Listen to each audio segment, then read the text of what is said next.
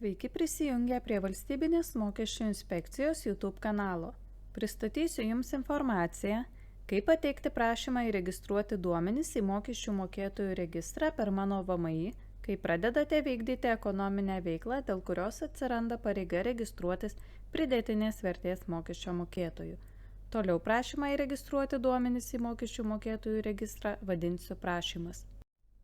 Taigi, pradėję ar ketindami pradėti vykdyti ekonominę veiklą, kai atsiranda pareiga registruotis PVM mokėtojų ir jeigu neturite įregistruotos individualios veiklos pagal pažymą, neturite verslo liudijimo ar nesate ūkininkas, prieš įsiregistruodamas PVM mokėtojų turite pateikti prašymą, nurodydamas duomenis apie ekonominę veiklą.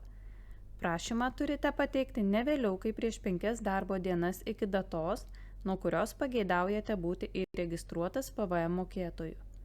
Registruojant ekonominę veiklą, reikia nurodyti vieną iš pateiktų ekonominės veiklos rūšies kodų. Pateiksiu pavyzdį, kaip užpildyti prašymą, jeigu pradėjote vykdyti nuosavo nekilnojamo turto nuomos ekonominę veiklą, dėl kurios atsirado pareiga registruotis PVM mokėtojų. Valstybės duomenų agentūroje sužinojote, kad pradėtos vykdyti veiklos rūšis priskiriama šiai EVRK klasiai 682000 nuosavo arba nuomojamo nekilnojamo turto nuoma ir eksploatavimas.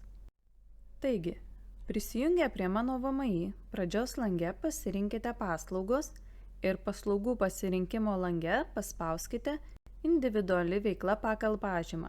Tuomet pasirinkite individualios veiklos pagal pažymą užsakymas keitimas. Atsivėrusiame lange spauskite pildyti ir pereisite į prašymo pildymą. Veiklos duomenys lange paspauskite veiksmai, tuomet pasirinkti. Atsivėrus vykdomos veiklos duomenų įvedimui, eilutėje galioja nuo automatiškai keliama prašymo pildymo dienos data, kurią galite pakeisti ir nurodyti į ateitį, jeigu veiklą dar tik planuojate vykdyti.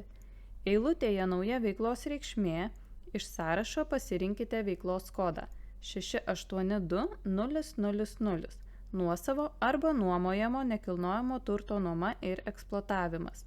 Spauskite saugoti. Sugrįžę į veiklos duomenys langą, paspauskite išsaugoti ir tęsti.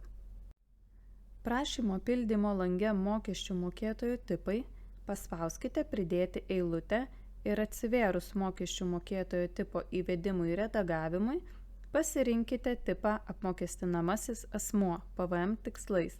Spauskite saugoti. Sugrįžę į mokesčių mokėtojų tipą į langą, paspauskite išsaugoti ir tęsti.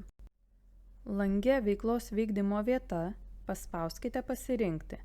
Atsivėrus individualios veiklos vykdymo vietos duomenų įvedimui, įrašykite veiklos pavadinimą nekilnojamojo turto nuoma bei nurodykite veiklos vykdymo vietą, tai yra nuomojamo nekilnojamojo turto adresą.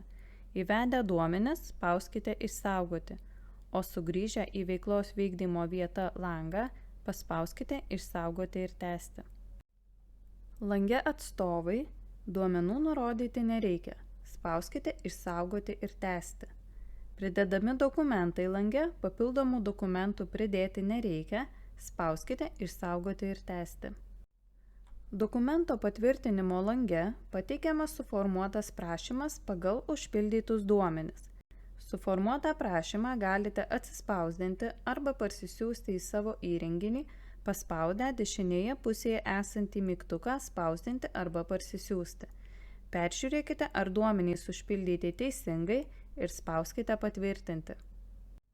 Pasitikrinti, ar tikrai jums pavyko pateikti prašymą, galite Mano VMI pradžios lango skiltyje vykdomos paslaugos, kurią išskleidę ties užsakytą paslaugą matysite jos būseną vykdomą. Pateikus prašymą, duomenų apie ekonominę veiklą užregistravimo terminas 5 darbo dienos, tačiau paprastai duomenys užregistruojami per 1 darbo dieną. Svarbu paminėti, kad užregistravus duomenis apie ekonominę veiklą, individualios veiklos pažyma nesuformuojama. Informaciją apie užregistruotą ekonominę veiklą galima pasitikrinti Mano VMI pradžios lange pasirinkus asmens duomenys vykdoma veikla. Pateikta informacija parengta vadovaujantis nurodytais įstatymais ir poįstatyminiais teisės aktais. Visą aktualią informaciją mokesčių klausimais galite rasti pasinaudoję šiais šaltiniais.